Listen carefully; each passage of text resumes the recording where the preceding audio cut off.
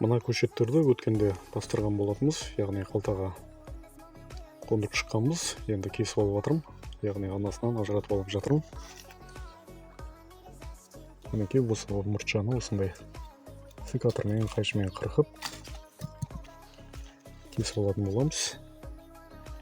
Тамырғастың жағынан шығып жатыр. Мінекей осындай ұқпағандар да бар, бұдан жақсы тамырлағандар да бар. Енді осыны алып 2-3 күн ұстайтын боламыз.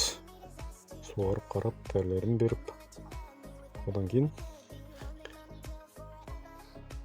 киіп шығатын боламыз.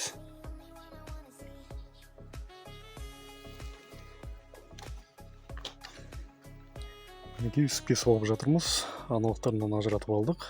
Енді 2-3 күн ұстайтын боламыз. Корневой стимулятор и микроэлементтер беретін боламыз. Сосын өзінің тұрақты жеріне қондыратын боламыз. Сорты корейский Солхянг.